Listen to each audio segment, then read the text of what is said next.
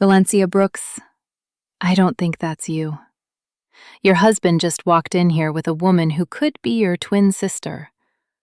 The voice on the phone was familiar enough to pull me from the fog I'd been living in, but not familiar enough that I could place it immediately. My head was pounding, the kind of deep, bone-tired ache that comes from months of broken sleep. Skylar, my baby girl, my third child, had kept me awake most of the night, teething and fussy and inconsolable. Now it was mid-afternoon, and I was moving through my kitchen like a ghost haunting her own life. "I'm sorry, who is this?" I managed to ask, simultaneously trying to scrape dried oatmeal off the kitchen counter, where my 6-year-old Kennedy had smeared it during her protest against eating breakfast for the 10th time this week. "It's Keisha Brown, from Unity Federal Credit Union, the branch on Beale Street, downtown. You remember me, don't you, Ms. Brooks?" Keisha. Of course I remembered Keisha. 7 years ago, I had accidentally become the reason this young black woman still had a career, still had her freedom, still had a future. Her supervisor had been embezzling funds, systematically, cleverly, and when the discrepancies were discovered, he'd pointed the finger directly at Keisha, the newest employee, the easiest target. I'd been doing compliance work for the credit union at the time, brought in as an outside consultant, and something about the pattern hadn't sat right with me. The thefts were too sophisticated for a new employee, too precisely calibrated to exploit specific gaps in the internal controls. I'd dug deeper, followed the trail, and proven beyond doubt that Keisha was innocent, that her supervisor was guilty. I'd saved her. And now, apparently, she was trying to save me. "Yes, Keisha, I remember you. What's going on?" There was a long pause on the line, the kind of silence that feels heavy, weighted with words someone is trying to find the courage to speak. I heard her draw a breath, slow and deliberate, like a diver preparing to go under. "Ms. Brooks," she said finally, "I'm breaking every rule we have right now. If anyone knew I was calling you, if anyone found out I was sharing client information, I'd be fired immediately, probably face criminal charges. But I owe you my life. You saved everything for me 7 years ago. My career, my reputation, my future. So I'm calling you now, and I need you to listen carefully." Something in her voice, something urgent and frightened and determined, made me stop what I was doing. I put down the dishcloth. I straightened up. I gave her my full attention for the first time in what felt like months. "Tell me," I said. "Your husband is here, right now, at the credit union, with another woman." I felt a small, bitter laugh escape my throat before I could stop it. The sound surprised me, hollow and sharp. "Keisha, that's impossible. DeAndre is in Dallas on business. He left yesterday morning. He's not supposed to be back until next Tuesday." "Ms. Brooks?" Keisha's voice was shaking now, barely controlled. "This woman with him? She's you. Or she's saying she's you. She's wearing your coat, the tan cashmere one with the pearl buttons. She's carrying your handbag, that cognac leather one you always have. And she presented your driver's license, your real driver's license, to open accounts." The world tilted. I was standing in my kitchen, autumn sunlight streaming through the window above the sink, Kennedy's abandoned cereal bowl still on the table, Skylar babbling contentedly in her playpen. And everything suddenly felt wrong, off balance, like the floor had shifted 6 inches to the left, and I was the only one who could feel it. "What did you just say?" She looks exactly like you, Keisha continued, her words coming faster now. Same haircut, same color, same height and build. She's even got your mannerisms.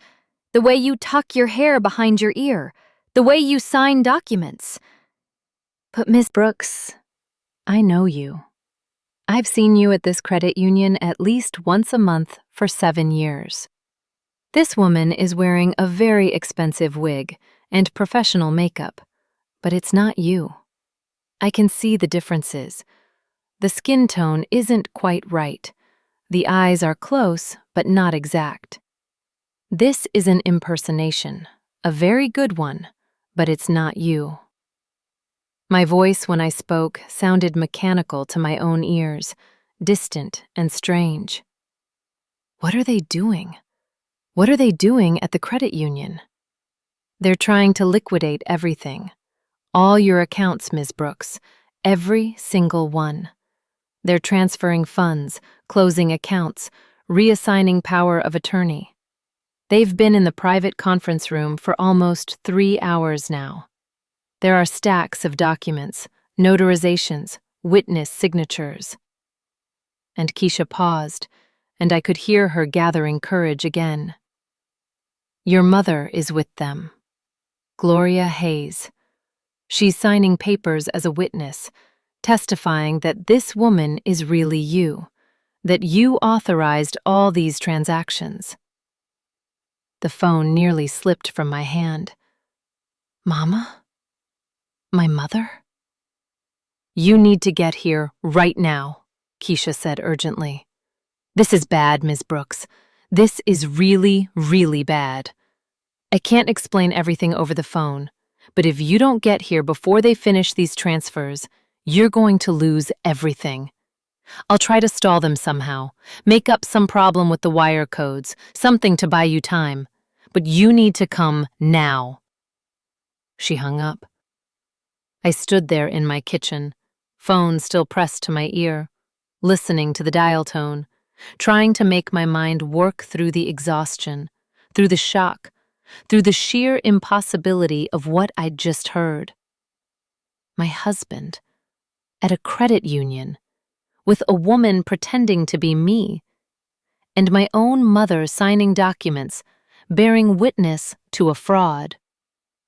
I am 43 years old. 20 of those years I gave to my profession, building a career in financial compliance and fraud detection, becoming one of the most respected analysts in the region. 13 of those years I gave to DeAndre, the man I met at a conference in Atlanta, the man who swept me off my feet with his charm and his ambition and his promises of partnership. I bore him 3 children. I stepped back from my career when he said the children needed a mother at home, not a mother burning herself out at an office. I signed every document he placed in front of me without reading the fine print, because I trusted him, because I believed in him, because I was too exhausted from diapers and bottles and sleepless nights to think clearly about anything else. And all this time, while I was drowning in motherhood, while I was losing myself in the endless cycle of feedings and tantrums and laundry, he was what? Planning this? Building this elaborate scheme? Kennedy tugged at my shirt. Mommy, I want to watch cartoons. Can I have the tablet? I looked down at my 6-year-old daughter, a miniature version of her father, with the same sharp, calculating eyes and the same stubborn set to her jaw. And suddenly, I saw her future stretching out before me like a warning.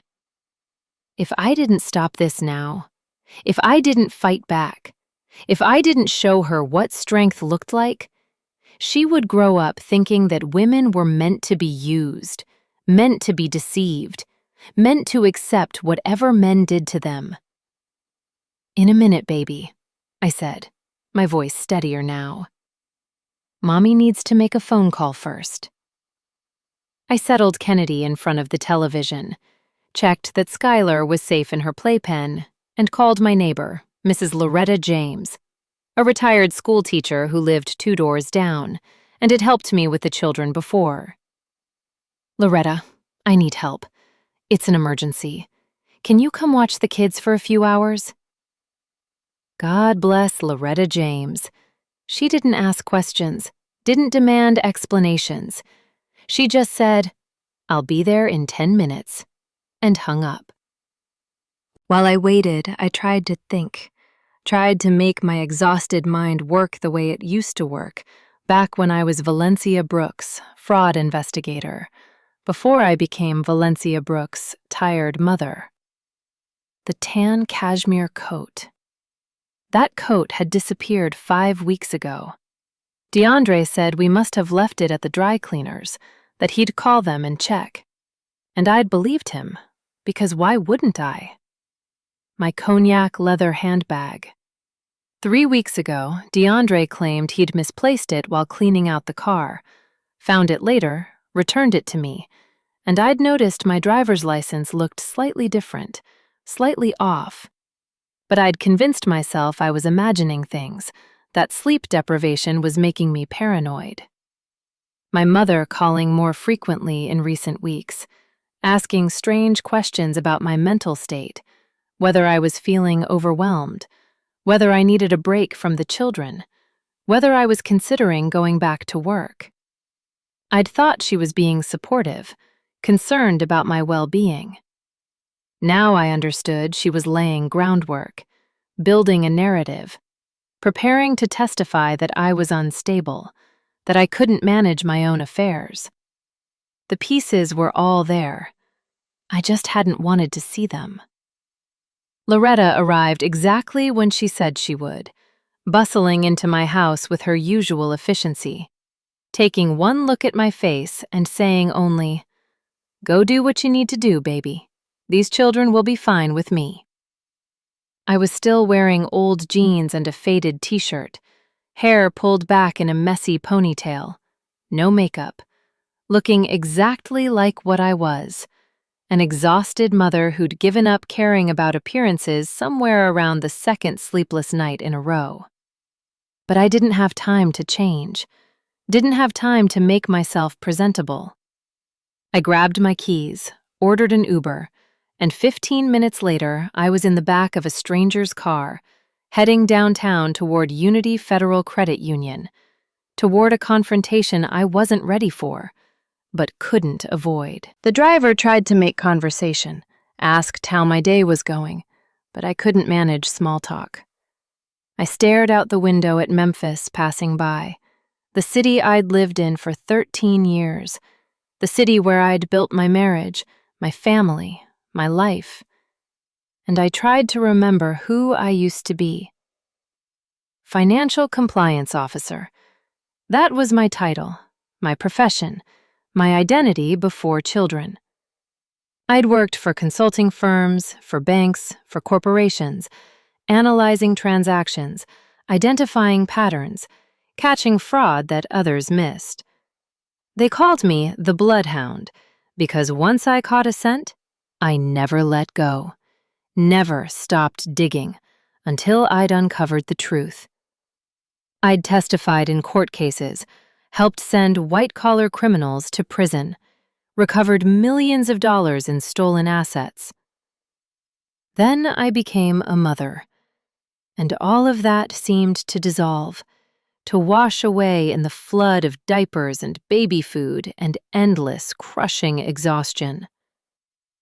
But it hadn't dissolved. It had only been sleeping. And now it was waking up. I pulled out my phone, opened the Notes app, and started making a list, the way I used to do at the beginning of every investigation. Questions to answer. How long has this been planned? How much money are they trying to steal? Who else is involved? What evidence exists? What's the legal recourse? Evidence to gather. Transaction records, signature samples, security footage, witness statements, documentation of all accounts. The simple act of making the list, of organizing my thoughts into investigative categories made me feel more like myself than I had in years. The Uber pulled up to Unity Federal Credit Union, a modern building of glass and steel in the heart of downtown Memphis. I paid the driver and got out. But I didn't go through the front entrance. Too obvious, too risky.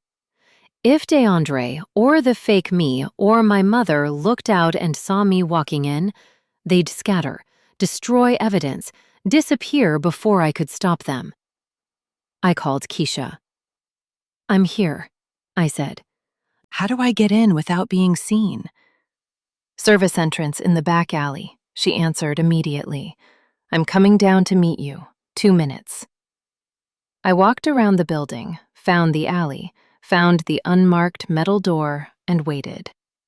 The alley smelled like garbage and exhaust fumes, and I stood there in my old jeans and ponytail, looking nothing like the successful professional I used to be, and everything like a woman who was about to reclaim her life.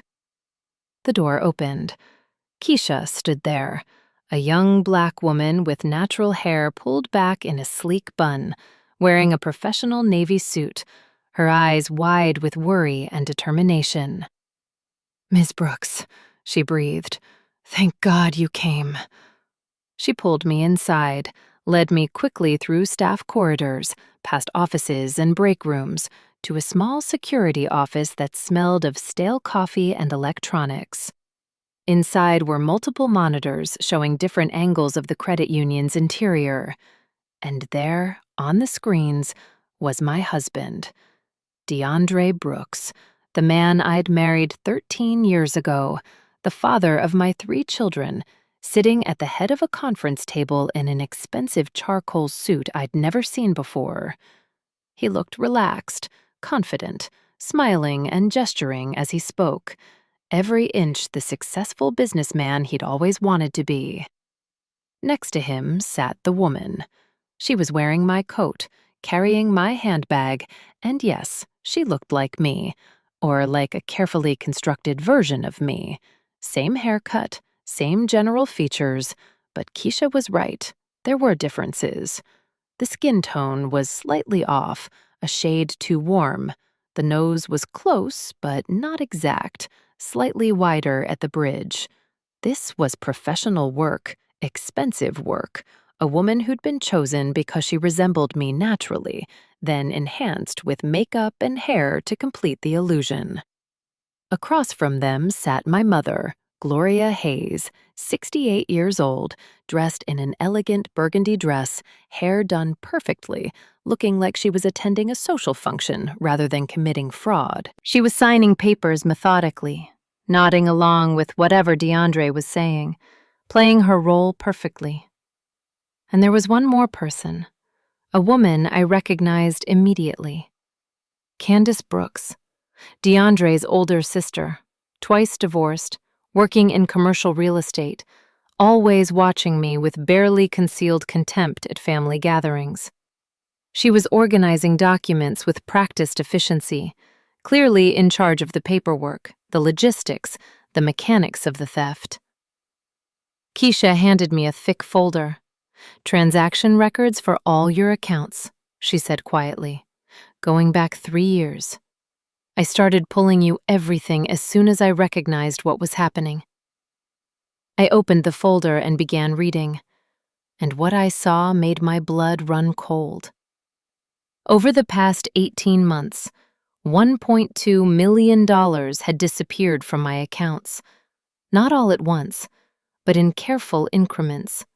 $15,000 here, $20,000 there.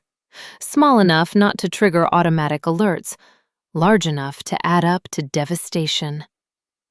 The money had been transferred to something called CB Properties Management, LLC, which I knew without checking was Candace's real estate company.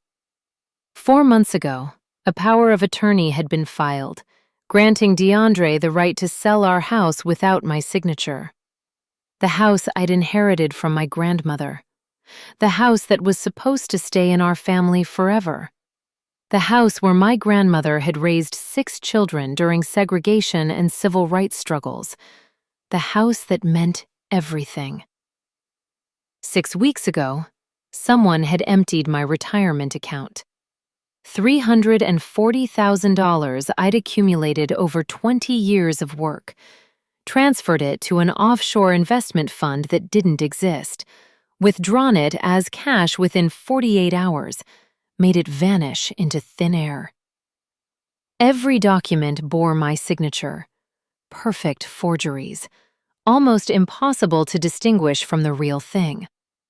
But I could see the tiny differences, the microscopic variations in pressure and angle, because I'd spent 10 years studying exactly this kind of fraud. "Keisha," I said, my voice calm now, professional, the voice of Valencia Brooks the investigator, not Valencia Brooks the exhausted mother. "I need you to do something for me. When they try to leave, when they try to walk out of this building, I need you to delay them. Tell them there's a problem with the routing codes. Tell them the system is down. Tell them anything that keeps them in that conference room for 15 more minutes. Can you do that?" She nodded. "For you, Ms. Brooks? Absolutely." I watched her leave, watched her appear on the monitors, walking toward the conference room. And then I did what I did best. I gathered evidence. I documented everything. I photographed every page in the folder. I requested additional files, signature cards from when I'd first opened accounts, copies of the forged power of attorney, security footage from the past 3 hours. I organized it all methodically, creating a timeline, building a case, finding the patterns and the proof. This was who I was. This was what I was good at. And I'd been asleep for too long. On the monitors, I watched Keisha enter the conference room, watched her speak to the branch manager, watched DeAndre's expression shift from confidence to annoyance. The fake me looked nervous for the first time, touching her hair, adjusting my coat on her shoulders. My mother frowned, checking her watch. Candace started gathering papers as if preparing to leave quickly. Perfect. I left the security room, walked through the staff corridors, found the credit union's legal department, knocked on the door of the chief counsel, a woman named Patricia Morrison, who I'd worked with years ago on a compliance audit. "Patricia," I said when she opened the door, "I need 10 minutes of your time. There's a fraud in progress in your building right now, and I can prove it." Her eyes went wide, but she gestured me inside, and I laid out everything, showing her the evidence, explaining the scheme, citing specific statutes about identity theft and financial fraud, speaking in the precise language of legal compliance that I'd spoken fluently before I forgot who I was. 5 minutes later, Patricia was on the phone with building security, ordering them to lock down the conference room, calling the Memphis Police Department, reporting a crime in progress. And then, finally, I walked down the hallway, flanked by Patricia and 2 security officers, and I pushed open the door to conference room B. DeAndre saw me first.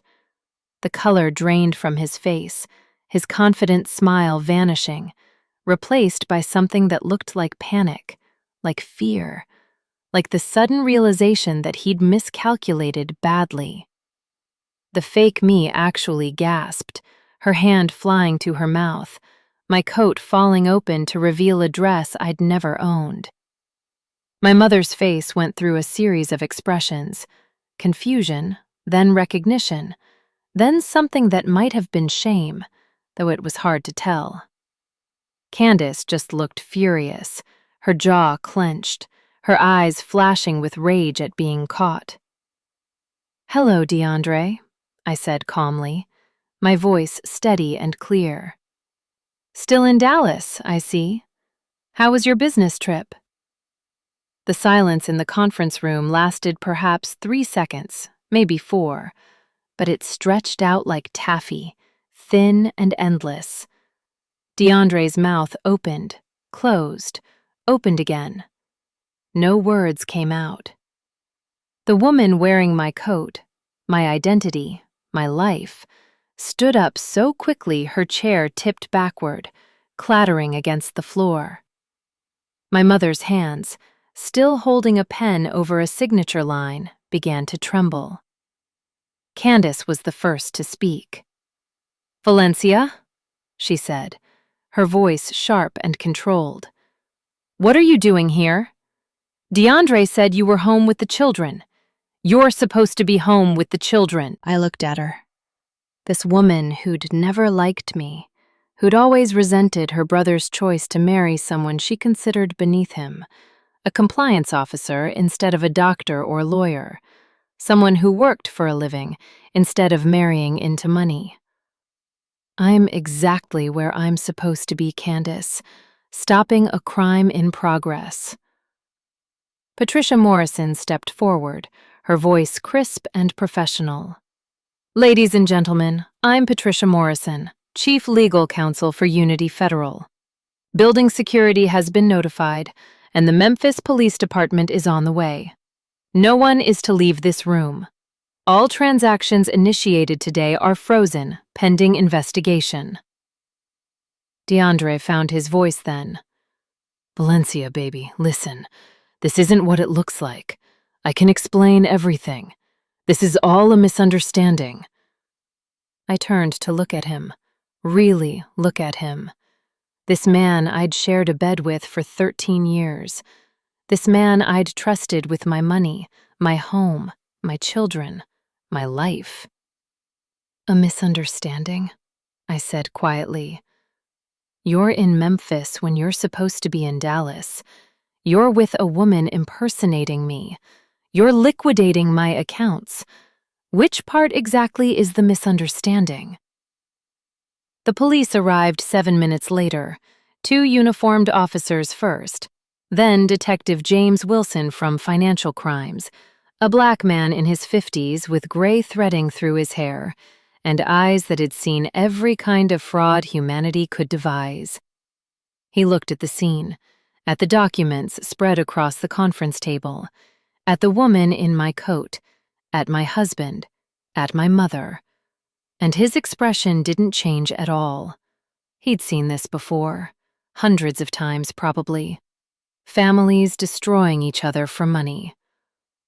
"Ms. Morrison," he said to Patricia, "can you walk me through what we have here?"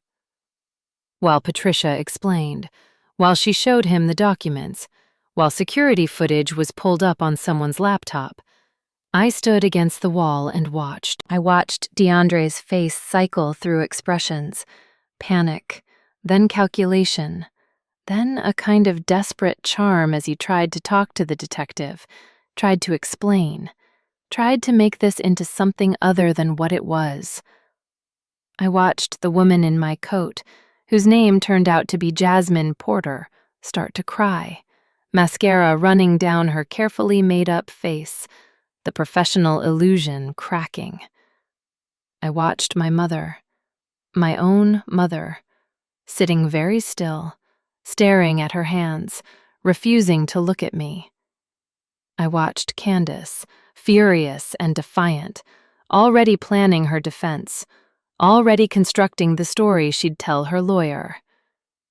And I watched myself watching them, as if from a great distance, as if I were floating somewhere near the ceiling, observing Valencia Brooks having the worst moment of her life, and feeling nothing.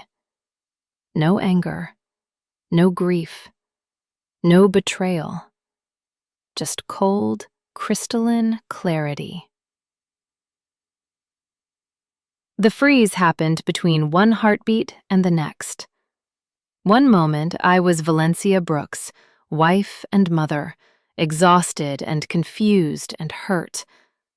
The next moment, I was someone else entirely. Someone I'd forgotten existed. Someone who'd been buried under years of diapers and sleepless nights and slow erosion of self. I was the bloodhound again. The woman who saw patterns where others saw chaos. The woman who followed trails until they led to truth. The woman who never, ever let go. DeAndre's proposal, romantic and perfect, on a beach in Cancun. The ring expensive enough to impress my friends. Had he already been calculating my net worth? Had he already been planning this? Our wedding, beautiful and expensive, mostly paid for by my savings. Had that been the first theft? The first time he'd taken my money while making me feel grateful for it? The births of our children, Marcus and Kennedy and Skylar, and how DeAndre had encouraged me to take longer and longer maternity leaves, to step back from work, to let him handle the finances so I could focus on the babies. Had that been strategy? Had every sweet word, every gentle encouragement to stay home been part of a plan to isolate me, to make me dependent, to gain control? The question that broke something in me, shattered the last piece of my heart that had been holding on to hope. Did he ever love me at all? Or was I always just a mark? A woman with a good job and family money and enough trust to be exploited? I would never know the answer. That uncertainty would live with me forever, a wound that couldn't quite heal, a question without resolution. But standing there, watching them put handcuffs on my husband, watching my mother finally look up with tears running down her face, watching Candace argue with the officers about calling her lawyer, watching Jasmine sob that she was sorry. She was so sorry. She just needed the money. I realized something profound. It didn't matter whether he'd loved me. What mattered was that I had loved me. Or I used to, before I forgot how. The Valencia who'd built a career, who'd testified in federal court, who'd recovered millions in stolen assets, who'd been respected and feared in equal measure. That woman had loved herself, had known her worth, had refused to be diminished. Somewhere along the way, between the wedding and the babies and the slow grinding exhaustion of trying to be everything to everyone, I'd lost her. I'd let her go. I'd buried her under piles of laundry and mountains of dishes and an endless chorus of "Mommy, Mommy, Mommy." But she wasn't gone. She'd just been sleeping. And now she was awake, cold and clear, and ready to do what she did best: hunt. Detective Wilson approached me as the others were being processed, fingerprinted, photographed, their belongings cataloged. "Miss Brooks," he said gently, "I know this is difficult, but I need you to come down to the station to give a formal statement. Can you do that now, or would you prefer to go home first, be with your children?" "Now," I said. "Let's do it now, while everything's fresh. I have documentation, photographs, evidence I've already gathered. We should go through it all before any details fade." He looked at me with something like respect. "Most victims fall apart at this point," he said. "You're remarkably composed." "I'm not composed," I told him. "I'm frozen. There's a difference. But frozen is better than broken, and I'll take what I can get." The Memphis Police Department's Financial Crimes Unit occupied the third floor of a building that smelled like burnt coffee and old paperwork and fluorescent lights. Detective Wilson led me to an interview room, brought me water I didn't drink, and set up a recording device. For the next 4 hours, I told him everything. I walked him through the timeline, starting 7 years ago when I'd first met DeAndre at that conference. $15,000 transferred to CB Properties Management. Small enough not to trigger alerts, large enough to matter. Detective Wilson leaned forward, studying the papers. "Then another $20,000 3 weeks later," I continued. "Then $18,000 2 weeks after that. The amounts vary, never forming a predictable pattern, never the same day of the month." That's sophisticated. That requires planning, research into detection algorithms. He nodded slowly. Your husband has financial training? No, I said, but his girlfriend does. Jasmine Porter, the woman impersonating me. I did some quick research on my phone while waiting for you. She's been arrested twice before for identity fraud. Once in Atlanta, once in Nashville. Both times the charges were dropped because victims declined to prosecute. My guess is she's done this at least a dozen times, maybe more. She targets successful men, becomes their mistress, convinces them to help her steal from their wives. It's a sophisticated operation. We brought in a forensic document examiner, a woman named Dr. Sarah Chen, who specialized in signature analysis. She studied my real signatures from the account opening cards, compared them to the forgeries on the fraudulent documents, used magnification and computer analysis to highlight the differences. This is exceptional work, she said finally. Whoever did these forgeries had professional training, probably in art or graphic design. They studied your signature extensively, practiced it hundreds of times. See here, the pressure points? They're almost perfect. But there's a microscopic hesitation at the beginning of the capital B in Brooks, and the final stroke on the S extends slightly too far. These are tells that the signer was copying rather than writing naturally. Can you testify to that in court? Detective Wilson asked. Absolutely, Dr. Chen replied. This is forgery beyond reasonable doubt. We mapped out the entire scheme. $1.2 million stolen over 18 months, transferred to Candace's LLC, then layered through various accounts to obscure the trail. The house, my grandmother's house, had been sold 4 months ago without my knowledge or consent, transferred to a shell corporation that Candace controlled, then immediately resold for double the price. The profit?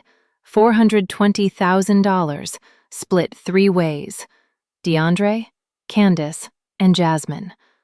My retirement account, $340,000 accumulated over 20 years, transferred to a Cayman Islands fund, withdrawn as cash, vanished. They'd even taken out credit cards in my name, maxed them out, let them go to collections, destroying my credit while enriching themselves.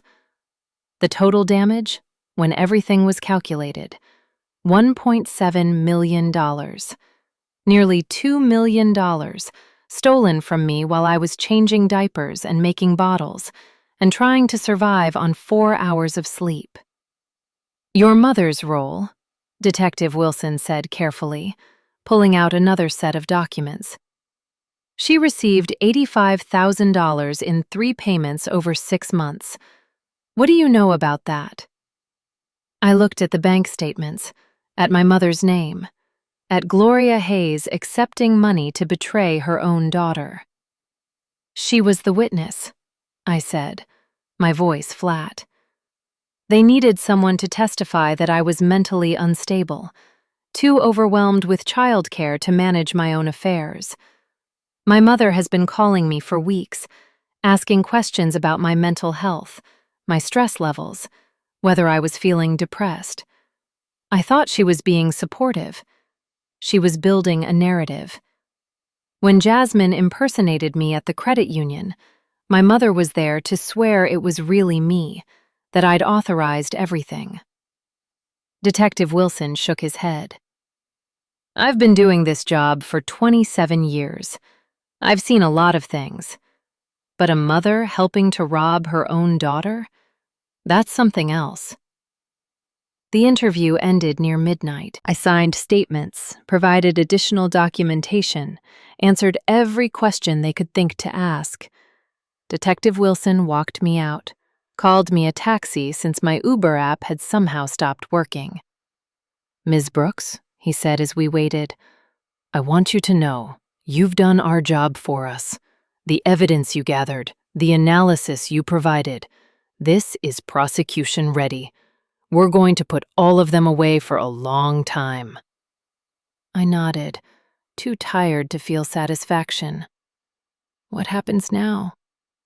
Now you go home to your children. You get some sleep if you can. Tomorrow we'll start processing the arrests. Your husband and the others will be arraigned within 48 hours. You should get a lawyer. Start thinking about divorce, about restraining orders, about protecting yourself and your kids. This isn't over, Ms. Brooks. This is just beginning. He was right. It was just beginning. I got home at 1:30 in the morning. Loretta James was asleep on my couch, the children all in their beds, the house quiet and peaceful and utterly ordinary, as if the worst day of my life hadn't just happened.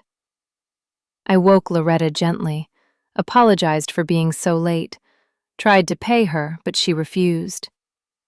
"Baby," she said, hugging me hard. "Money is the last thing you need to worry about. You take care of those babies. You take care of yourself. And you remember, you're stronger than you know." After she left, I walked through my house. This house that wasn't mine anymore, that had been sold without my knowledge or consent.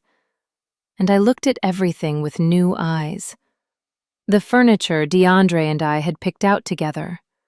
The wedding photos on the walls. The family portraits. All four of us smiling, looking happy, looking like something we'd never really been. I took them down, every single one, carried them to the garage, stacked them in a corner to deal with later. Then I checked on my children, all three of them sleeping peacefully, unaware that their world had changed, that their father was in jail, that everything they knew was about to collapse.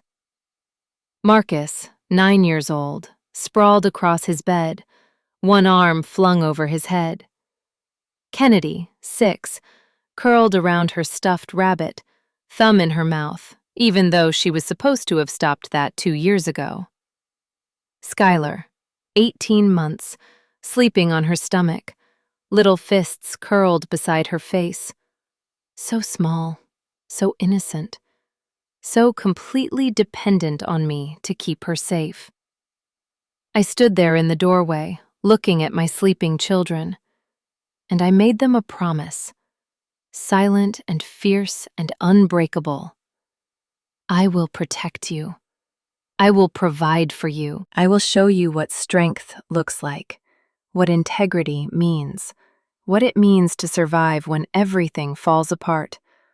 You will not grow up thinking that love means being used, that family means betrayal, that women are meant to accept whatever is done to them.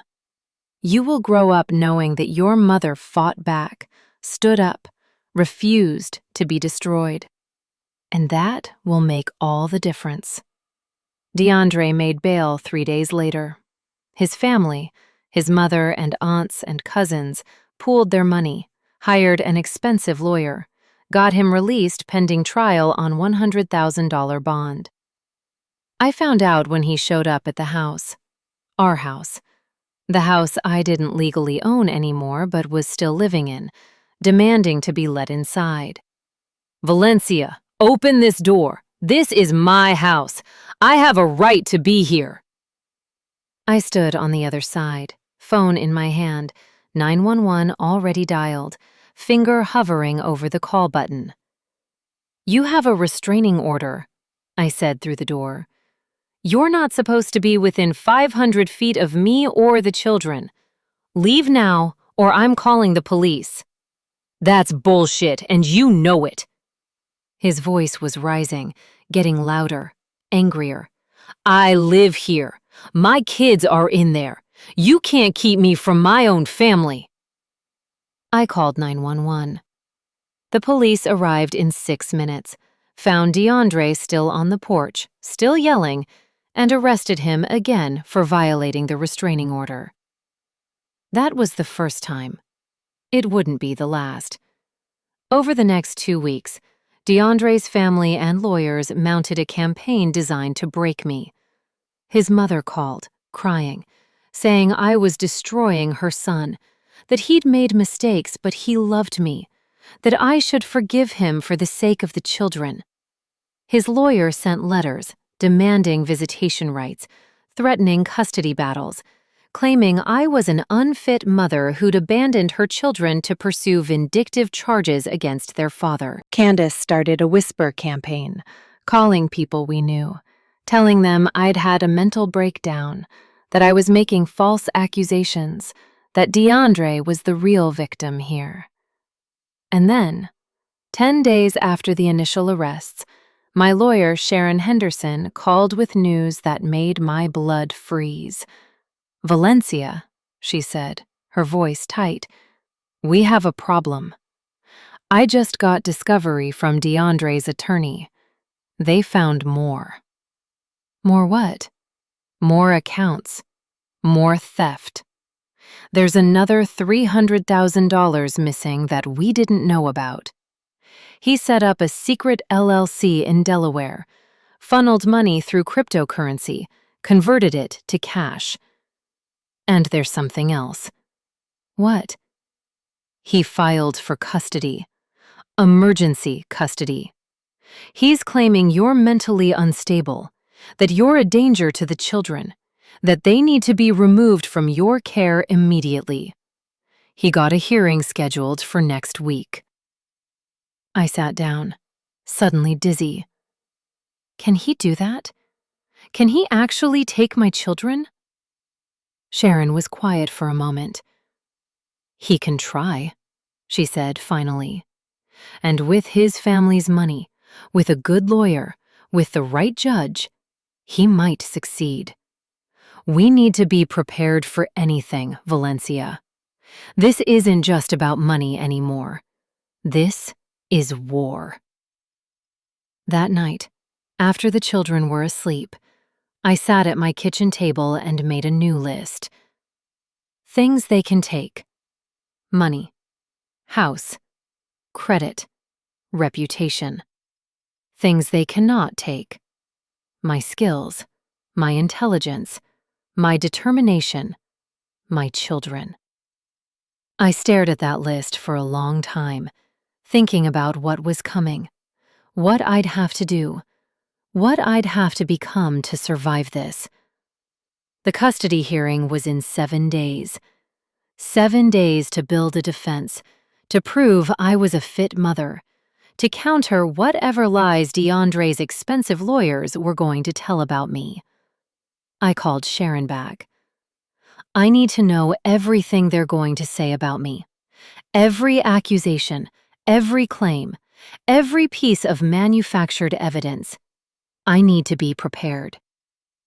She sent over the filing at midnight. I read it 3 times, each reading making me angrier, colder, more determined. According to DeAndre's petition, I was mentally unstable, suffering from postpartum psychosis that had never been treated. I was financially incompetent, unable to manage money or make sound decisions. I was neglectful of the children, leaving them with neighbors for hours, failing to provide adequate supervision. I was vindictive and manipulative, using false criminal charges to punish my husband for marital problems. I was an unfit mother who posed a danger to 3 innocent children. Every word was a lie. Every sentence was designed to destroy me. And it might work. That was the terrifying thing. With enough money, with the right lawyer, with a sympathetic judge, DeAndre could take my children while facing criminal charges for stealing from me. The system wasn't designed to protect women like me.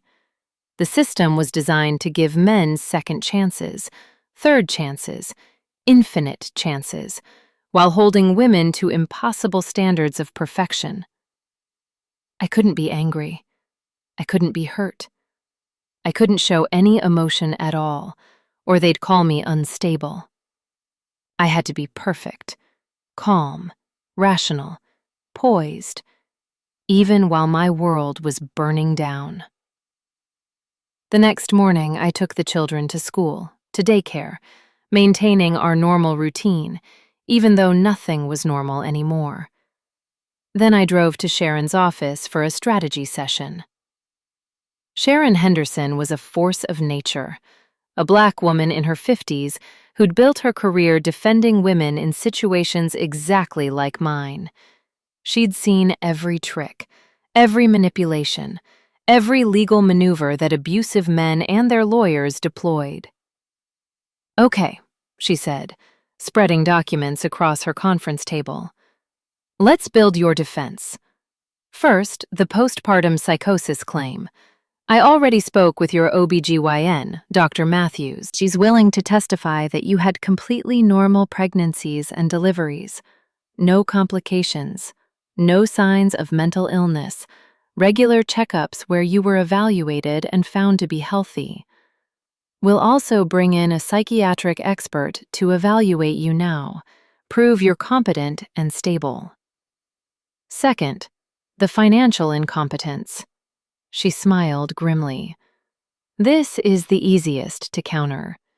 Your career history speaks for itself. 20 years in financial compliance, expert witness in federal cases, responsible for auditing billion-dollar transactions. We'll bury them in your credentials."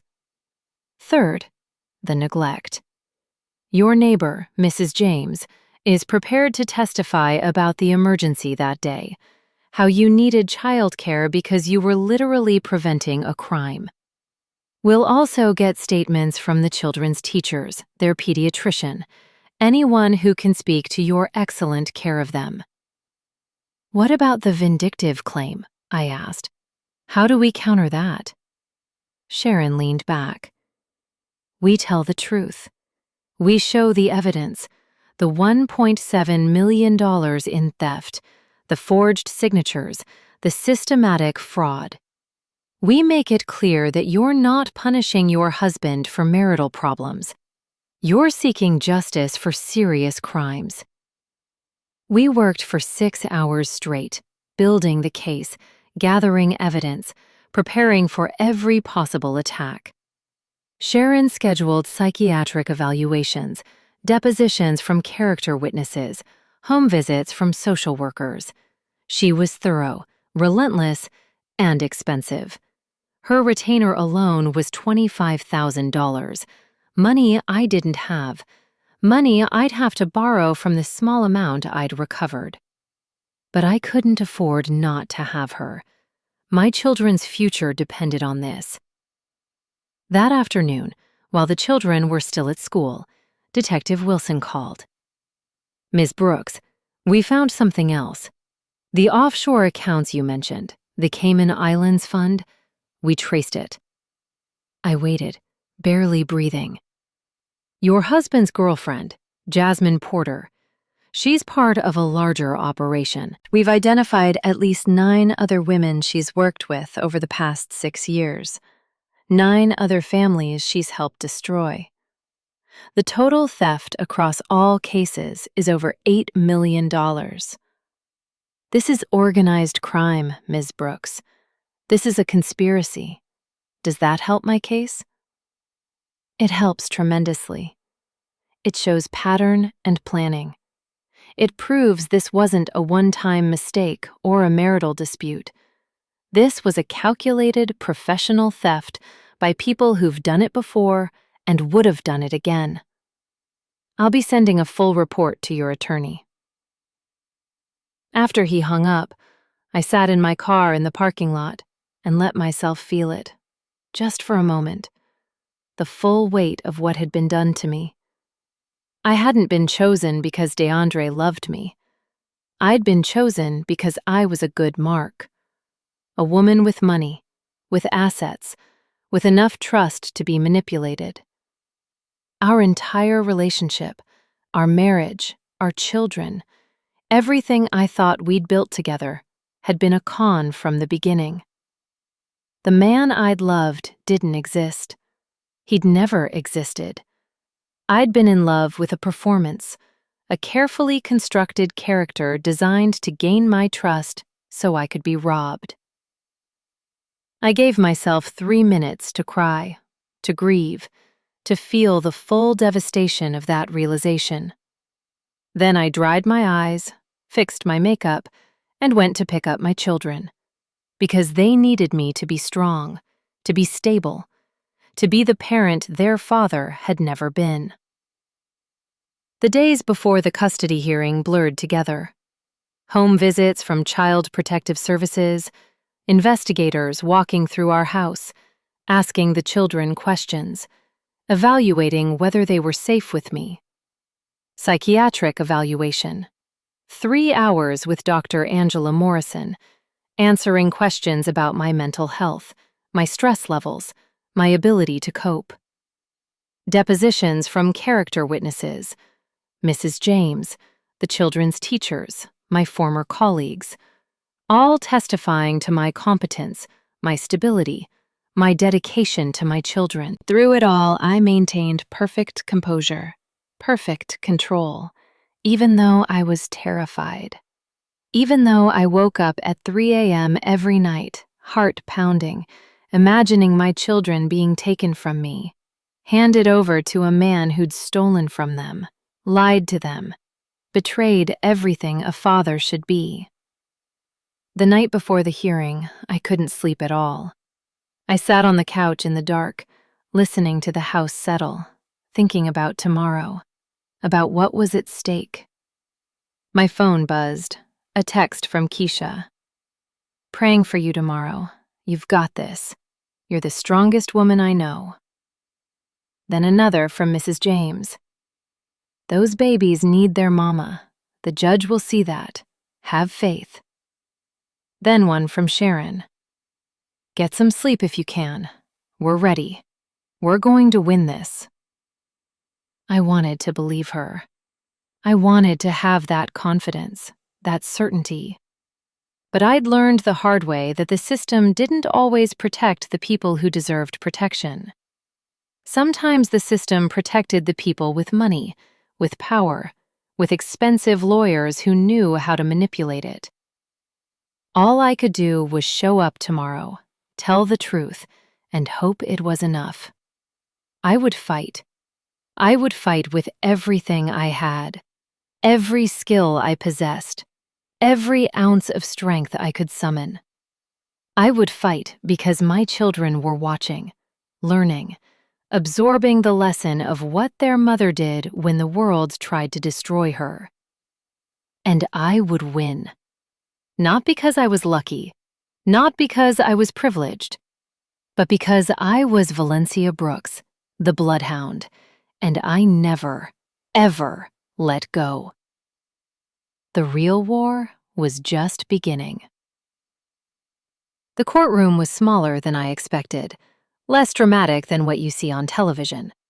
Just a wood-paneled room with fluorescent lights and uncomfortable chairs, and the smell of old carpet and anxiety. Family Court, Division C.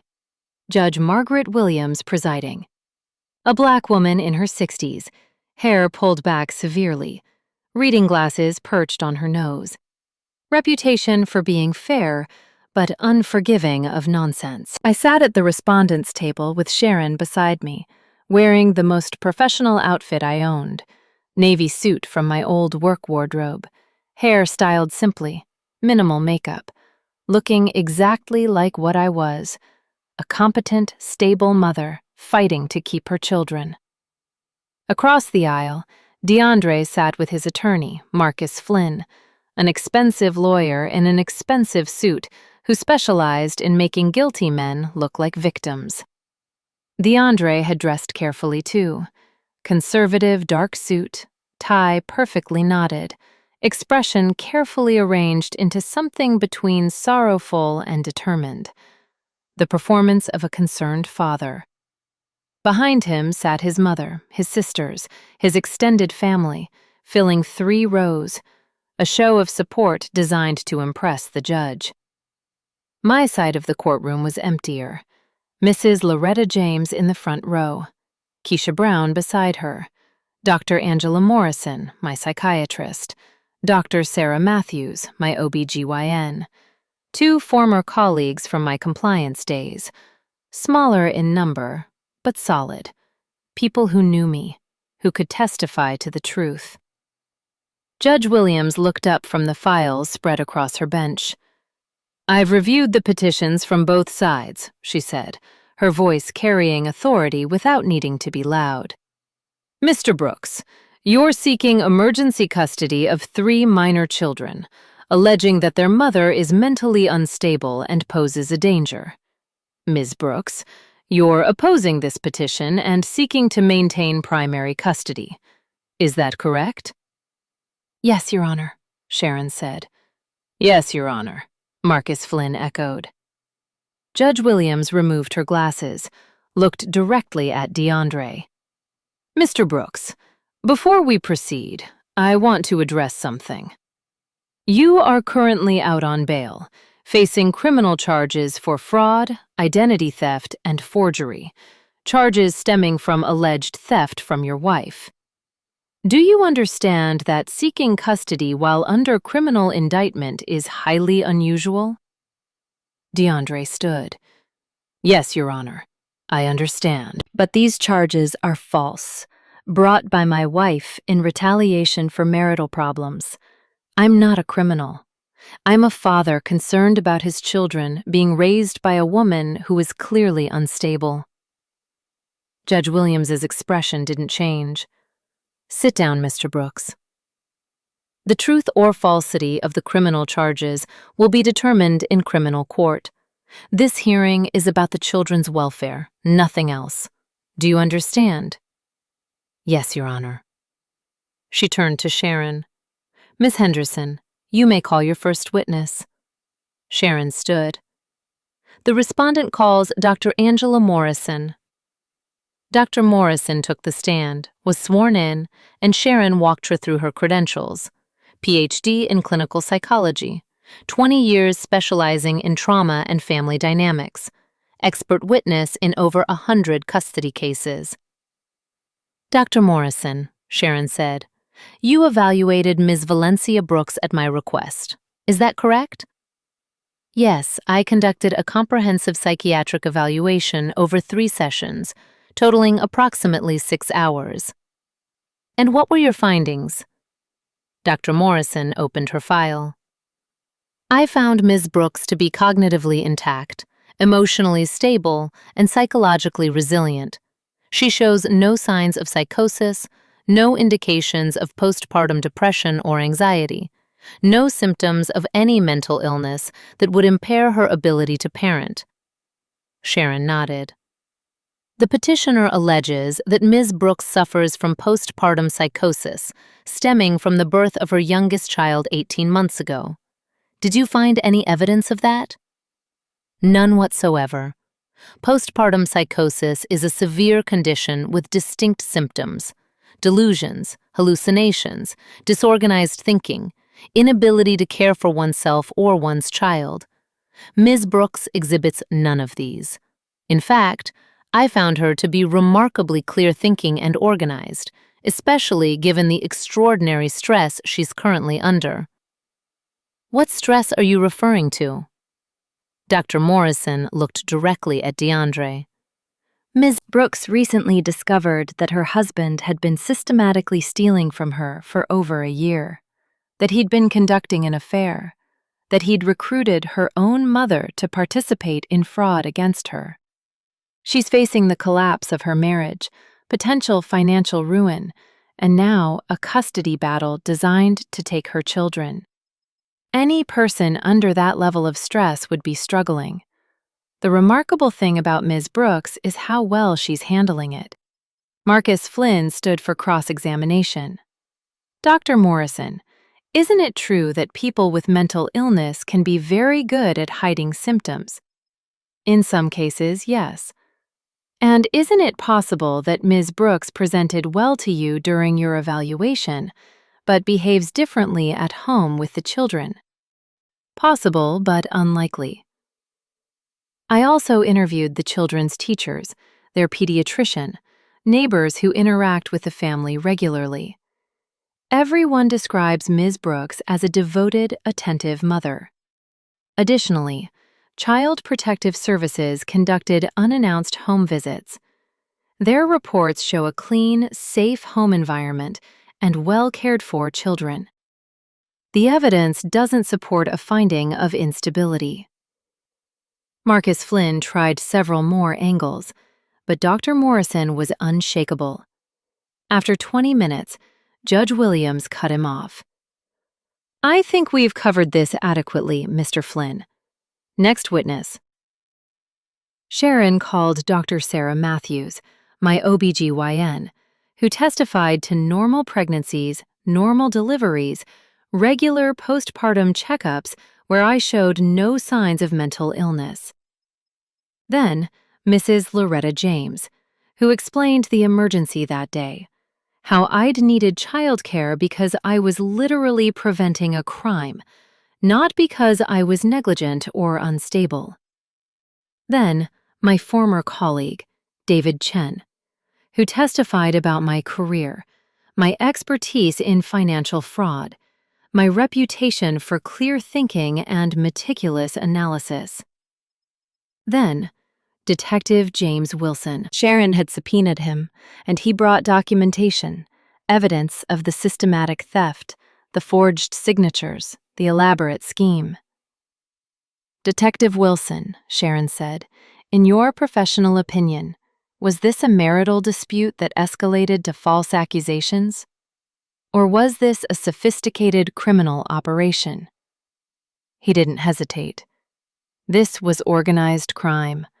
We've identified at least 9 other victims of the same scheme, involving the same co-conspirator, Ms. Jasmine Porter. The pattern is clear.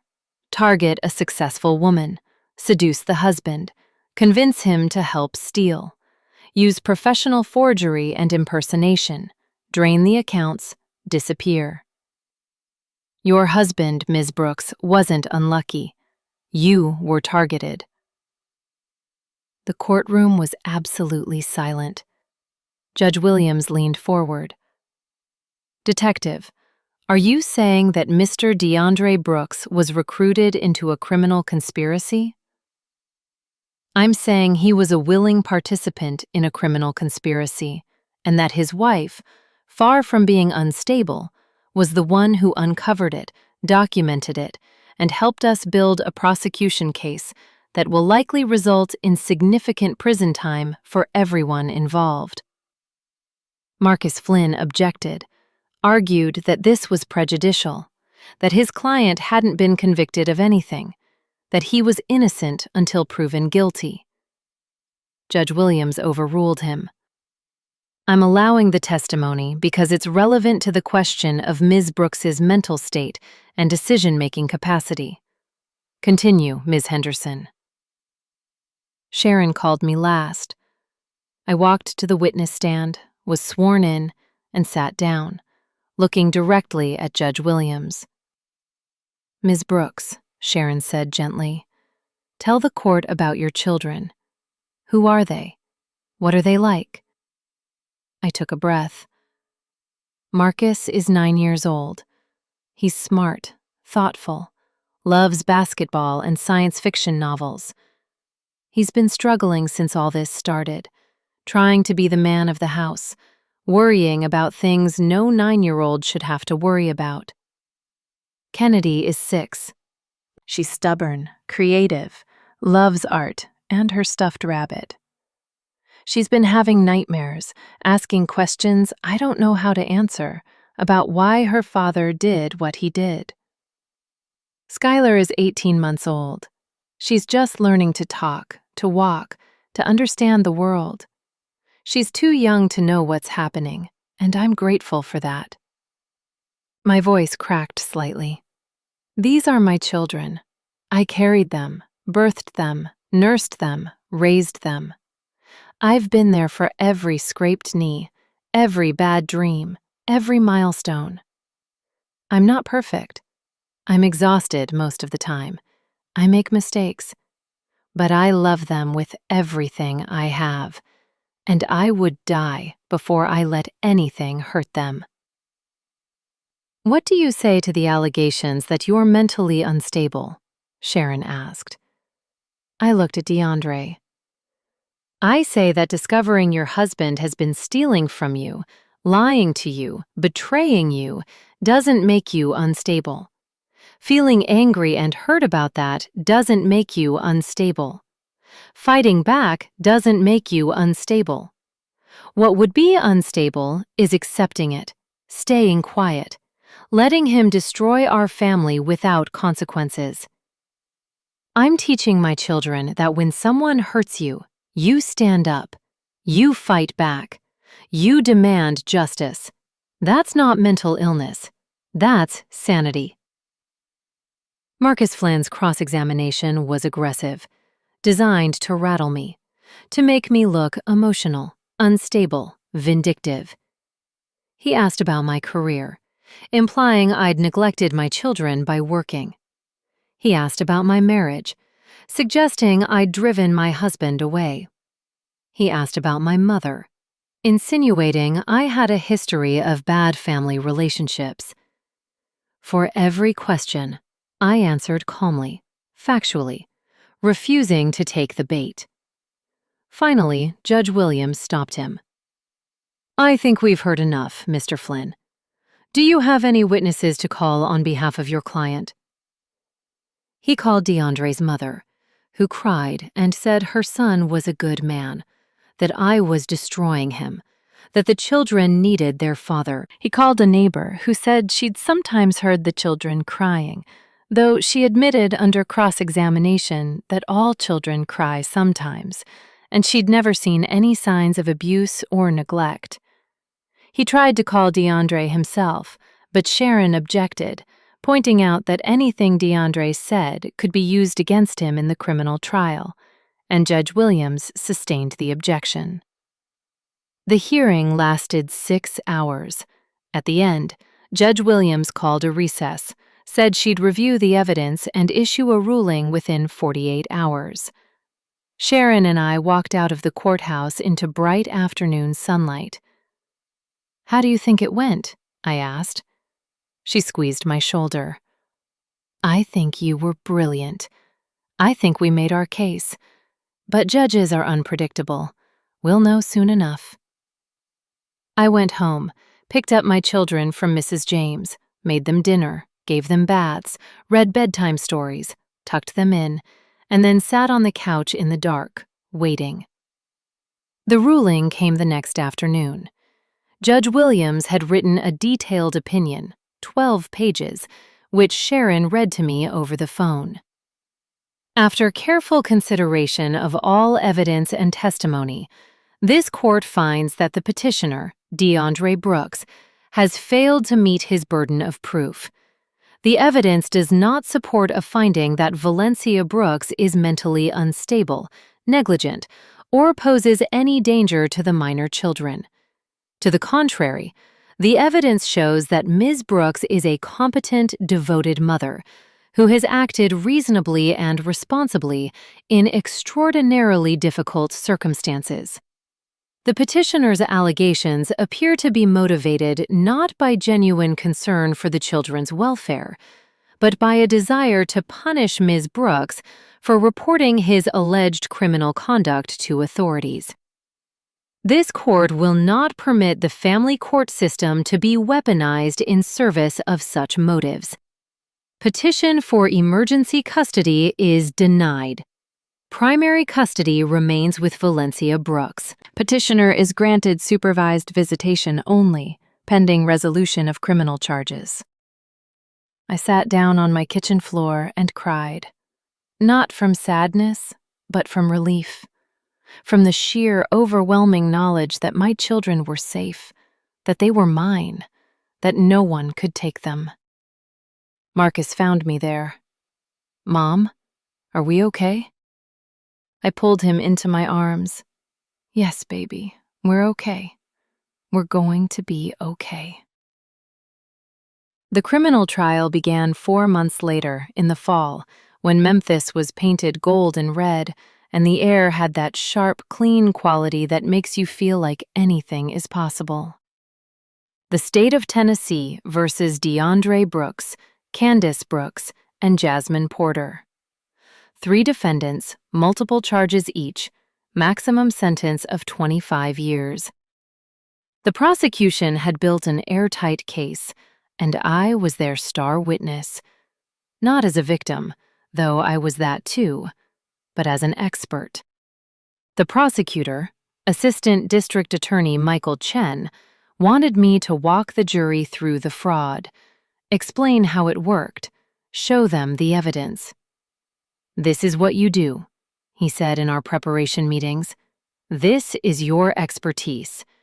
You're not just telling your story, you're teaching the jury about financial crime." The trial was held in criminal court, a larger, more formal space than family court had been. The jury, 12 people, 7 women, 5 men, racially diverse, ages ranging from 20s to 60s. They would decide what happened to DeAndre, to Candace, to Jasmine. The courtroom was packed. Media had picked up the story, reporters from local news, even a stringer from the New York Times doing a piece on domestic financial abuse. DeAndre's family filled several rows. My side was smaller but steady. Mrs. James, Keisha, Sharon, some colleagues from work. The trial lasted 3 weeks. The prosecution called witness after witness, building their case brick by brick. Bank employees testified about the forged documents. Dr. Sarah Chen explained the signature analysis. Detective Wilson walked through the investigation. Other victims of Jasmine Porter's schemes testified about similar patterns. And then they called me. I walked to the witness stand, was sworn in, and sat down. The courtroom was absolutely silent, everyone watching, waiting to hear what the woman at the center of this had to say. ADA Chen approached. "Ms. Brooks, can you tell the jury what you do for a living?" "I'm a senior compliance officer at Sterling Financial Consulting. I specialize in fraud detection and prevention, primarily in banking and financial services." "How long have you been doing this work?" 22 years. I started right out of college." "And you have expertise in detecting forged documents and fraudulent transactions?" "Yes. I've testified as an expert witness in over 30 cases, federal and state, involving financial fraud." ADA Chen smiled slightly. "So you're not just a victim here. You're also an expert who can help this jury understand what happened to you." "Yes," I said clearly. "That's exactly right." He handed me a thick binder. "Can you walk us through what you discovered?" I opened the binder to the timeline I'd created, a visual representation of 18 months of theft. "This is a comprehensive analysis of every fraudulent transaction conducted against my accounts," I began. I projected it onto a screen so the jury could see. The theft began 18 months ago, 3 months after the birth of my youngest child, when I was at my most vulnerable. The first transaction was $15,000, transferred from my primary savings account to an LLC called CB Properties Management, owned by the defendant, Candace Brooks. I pointed to the transaction on the timeline. 3 weeks later, $20,000. 2 weeks after that, $18,000. The amounts varied deliberately, never forming a pattern that would trigger automatic fraud alerts. This is sophisticated work, requiring knowledge of banking detection algorithms. Over the next hour, I walked the jury through everything. The total theft, $1.7 million. The forged signatures, showing them side-by-side comparisons of my real signature versus the forgeries, the shell corporations used to layer the money, the involvement of each defendant, DeAndre, who coordinated the scheme and provided access to my accounts, Candace, who created the LLCs and managed the money laundering, Jasmine, who impersonated me, forged my signatures, and brought professional expertise from previous similar crimes. I showed them the sale of my grandmother's house, explained how it had been sold without my knowledge or consent, how the profit had been divided among the 3 defendants. I explained the retirement account theft, the credit cards opened in my name, the systematic destruction of my financial security. The jury was riveted. Several were taking notes. One older woman was crying quietly. Finally, Ada Chen asked, "Ms. Brooks, when you discovered this, what did you do?" "I gathered evidence," I said. "I documented everything. I went to law enforcement. I did exactly what I would have done if I'd discovered this fraud being perpetrated against any client, any company, anyone. I treated it as the crime it was, not as a marital problem. And that distinction matters." The defense attorneys cross-examined me, all 3 of them, trying different approaches. DeAndre's lawyer suggested I'd authorized the transactions and forgotten, that I was confused, overwhelmed. I calmly pointed to the forensic evidence proving the signatures weren't mine. Candace's lawyer implied I was vindictive, punishing my husband for an affair. I explained that adultery, while painful, isn't a crime, but stealing $1.7 million is. Jasmine's lawyer tried to suggest she'd been manipulated by DeAndre, that she was a victim too. I presented evidence of her 9 previous victims, her pattern of targeting families, her professional expertise in forgery. After 3 hours of testimony, I stepped down. The courtroom buzzed with conversation. Ada Chen caught my eye, nodded once. We'd done it. We'd shown them the truth, clearly, irrefutably, in a way they couldn't ignore. The defense put on their case, but it was weak. Character witnesses who said DeAndre was a good person, which didn't address whether he'd committed crimes. Expert witnesses who quibbled about technical details, but couldn't refute the overall pattern. DeAndre himself took the stand, tried to explain, tried to garner sympathy, but under cross-examination he fell apart, contradicted himself, admitted to mistakes while denying criminal intent. It was painful to watch. This man I'd once loved destroying himself in front of everyone. The closing arguments were powerful. Ada Chen spoke for 90 minutes, walking the jury through the evidence one final time, emphasizing the planning, the sophistication, the betrayal. This wasn't a marital dispute, he said.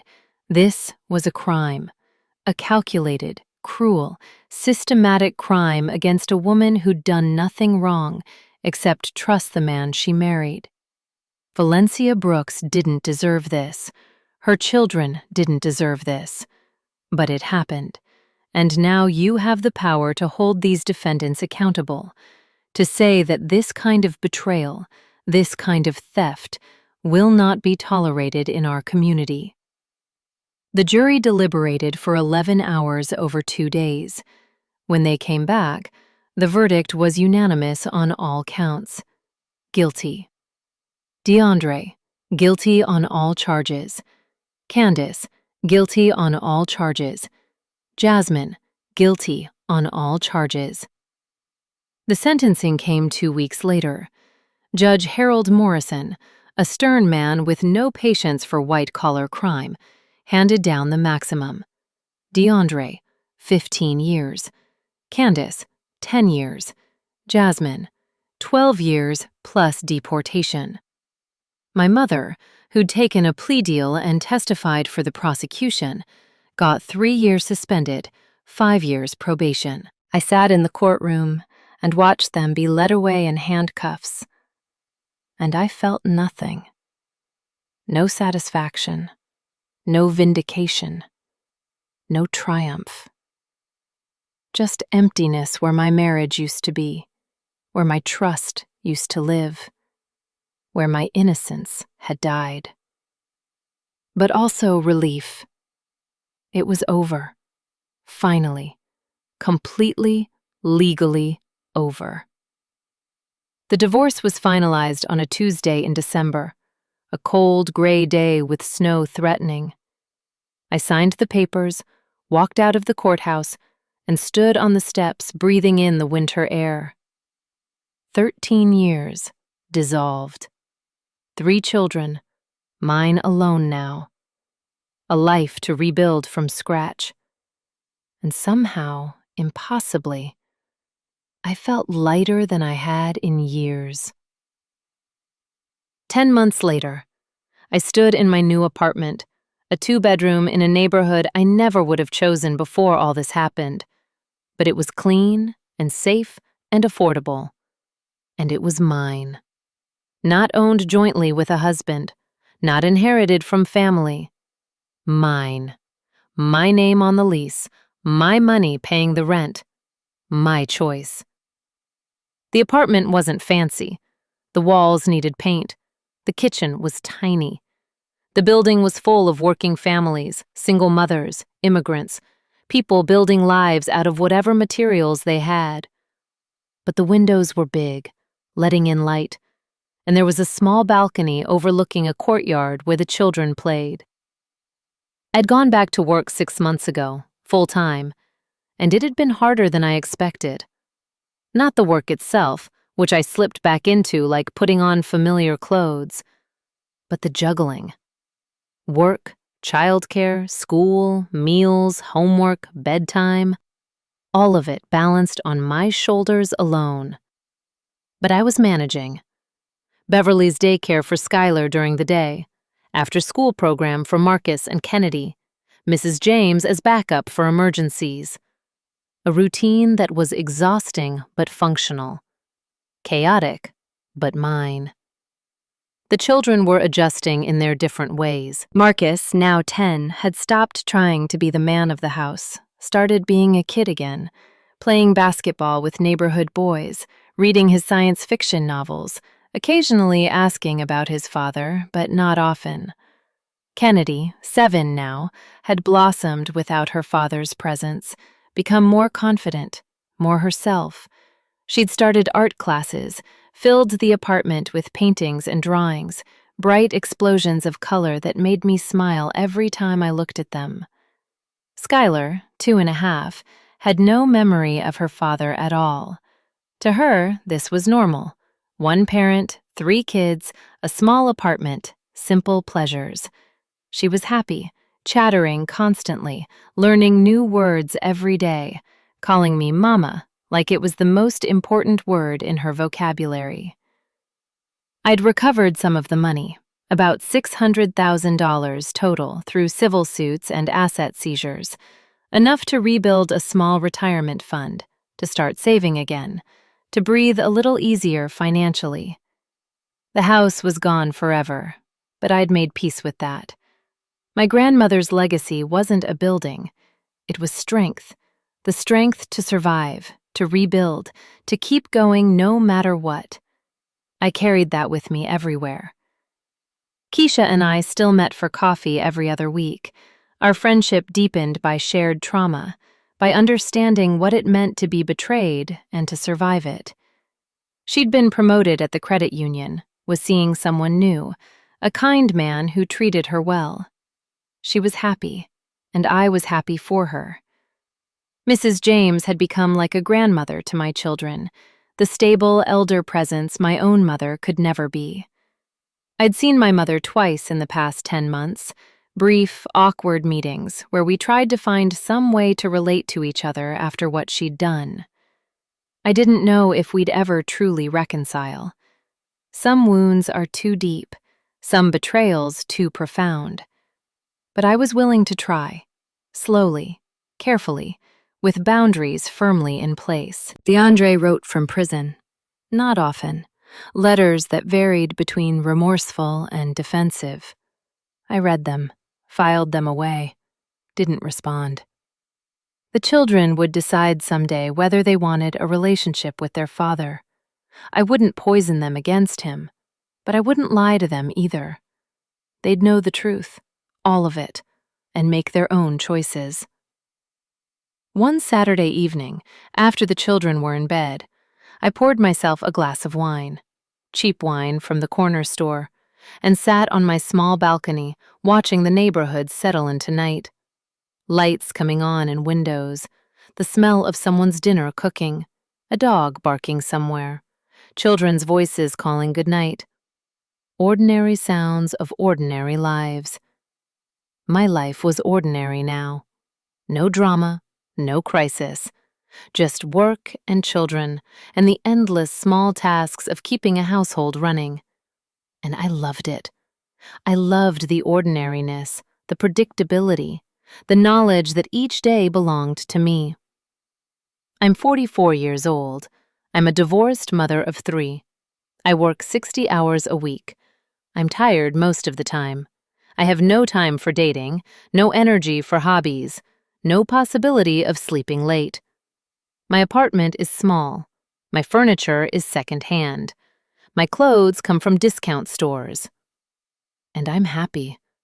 Genuinely, deeply, surprisingly happy. Not the happiness of having everything I want, but the happiness of having everything I need. Not the happiness of a perfect life, but the happiness of an authentic one. I wake up each morning and I know who I am. I know what I'm worth. I know that I'm capable, that I'm strong, that I can survive anything. And that knowledge, that bone-deep certainty, is worth more than money, more than a big house, more than the illusion of a perfect marriage. This is freedom. Real, hard-won, earned freedom. The freedom to be myself, to make my own choices, to live my own life, to raise my children with honesty and integrity, and the knowledge that their mother fought back when the world tried to destroy her. My phone buzzed. A text from Keisha. Thinking about you tonight. Hope you're doing okay. Coffee next Saturday? I smiled and texted back. Absolutely. Same place, same time. I'm good. Really good. And I was. I went inside, checked on my sleeping children one more time. Marcus with his book still open beside him, Kennedy clutching her stuffed rabbit, Skylar on her stomach with her thumb in her mouth. 3 beautiful children, safe and loved and mine. Tomorrow would bring another day, another week of juggling and managing and trying to keep all the plates spinning. But tonight, in this moment, everything was exactly as it should be. Valencia's story isn't a fairy tale. There's no prince on a white horse, no magical restoration of everything she lost, no perfect happy ending where everything is better than before. This is a story about survival, about discovering that you're stronger than you knew, that betrayal doesn't have to destroy you, that rock bottom can be the foundation you build something new on. It's a story about every woman who's ever been told she's too emotional, too unstable, too vindictive, when she fights back against the people who hurt her. Every woman who's been called crazy for trusting her instincts. Every woman who's been punished for demanding justice. Valencia wasn't weak. She was exhausted. She wasn't foolish. She was trusting. And when the moment came to defend herself and her children, she fought with every skill she had, every ounce of strength she could summon. And she won. Not because she was lucky, not because she was privileged, but because she refused to accept that betrayal was something she just had to live with. She demanded better. She fought for better. And she got it, one hard day at a time. If you're watching this and you see yourself in Valencia's story, if you've been told you're imagining things, you're overreacting, you're being unreasonable, know this. Trust yourself. Document everything. Get help. Fight back. You are not crazy. You are not alone. And you are so much stronger than anyone who's tried to break you could ever imagine. If you found value in this story, please subscribe to my channel. It helps me continue creating content about real women facing real challenges. If you'd like to support my work, you can do so through super thanks below. Every contribution helps. In the comments, tell me what city you're watching from and what time it is right now, so I can see how far Valencia's story has traveled. I've added 2 more stories on your screen. Real women, real struggles, real strength. Click one now, and let's keep this conversation going. Thank you for being here. Thank you for listening. Much love. See you in the next story.